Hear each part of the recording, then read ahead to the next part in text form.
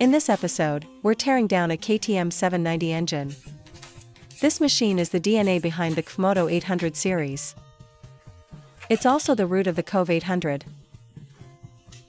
In fact, others have been copying this engine design lately. So, you tell me, is it a masterpiece or what? This one uses a slipper clutch. European bikes using Japanese FCC clutches. Even BMW does it. This clutch, the whole assembly uses an Anodic oxidation process. The clutch plates actually look fine. Because of the deep partnership between CFMOTO and KTM.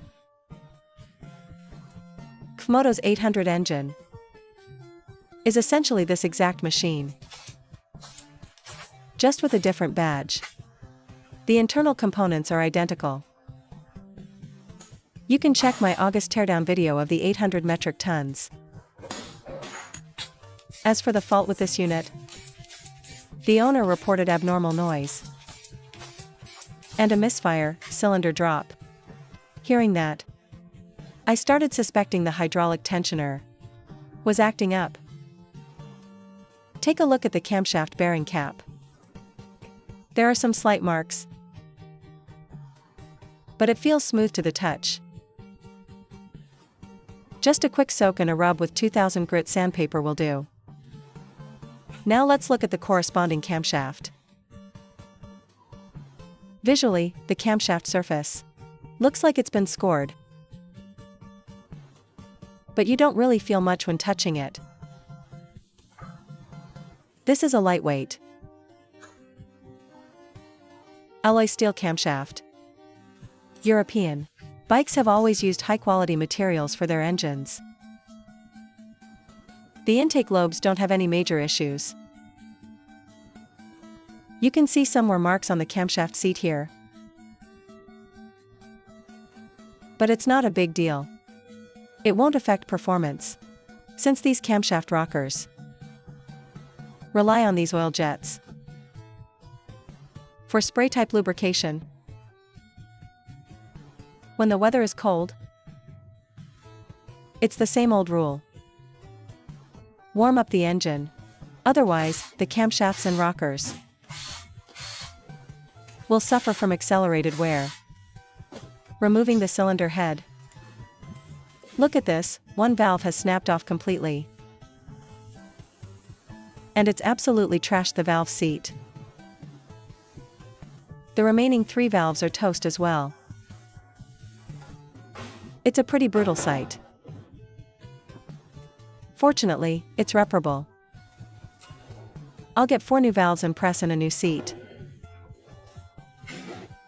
This is what it looks like after the repair. After all, a KTM cylinder head is way too expensive. I'll lap the valves. Then clean up the combustion chamber a bit to make it look decent. Look at this piston. There's no fixing this. It has to be replaced. The cylinder is gone too. I'll have to install a sleeve. This hydraulic tensioner. How many engines has it ruined? Once it fails intermittently. This is exactly what happens. I bet quite a few KTM 790 owners have been hit by this. Look at the magneto rotor. That's also Japanese. So when some people complain about Chinese bikes using Japanese parts, there's really nothing to complain about. Even European bikes use them. Why shouldn't Chinese bikes use them, right? The CFMOTO 800 engine was essentially provided by KTM. However, the core ECU tuning wasn't shared with CFMOTO. So, between the 800 and K and the 790 Duke, the gap between them lies in that specific tuning. This is why CFMOTO has been emphasizing lately that their main focus going forward is refining the tune. They've realized it themselves. Look at these bearings. No issues here. They're good for continued use. Removing the balancer shaft. No wear on the balancer shaft either. No need to check the transmission shafts. These things almost never break. Check this out, it's a 285-degree crankshaft. It's different from a 180-degree. And different from a 270-degree. Both the 790 and the BMW 850 use 285-degree cranks. This crank is a one-piece forged alloy steel. Crankshaft. Like I said, European bikes usually max out the engine specs. They give you everything you'd want. Hence the price of the spare parts. And the price of the bike. Well, you get the point. Looking at the crankshaft, you can tell the owner wasn't exactly gentle with it. But then again, I shouldn't say that. This machine isn't meant to be ridden gently anyway. It's built for aggressive riding. This looks okay. It feels smooth to the touch. Not really worn out. Just normal signs of use. Same for the bearing shells. Alright, let's look at the main bearings. They all show normal wear. They can definitely be reused, no problem at all. These are copper-based bearings. As for the MT brand, I'm not sure what bearings they use. Someone told me before that they use MAL. German MAL bearings. Let's pull the piston out and have a look. This one is perfectly fine. This piston and the rings are still good to go. These fracture split connecting rods are actually made in China.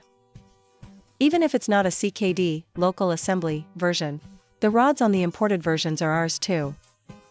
So don't say our components aren't up to par. And this crankshaft, BMW, KTM, and others are all using them. These are all Gangneung crankshafts from Jiangsu. Since CFMOTO released the 800, KTM 790 parts prices have become much more affordable. For this piston, we'll just use a CFMOTO 800 replacement. The old MT ones are identical to this. You could say they're exactly the same part. Look, this side is punctured right through. Now look at the cylinder. The assembly video will be in the next episode. If you enjoyed this, please give it a like. Thanks for watching.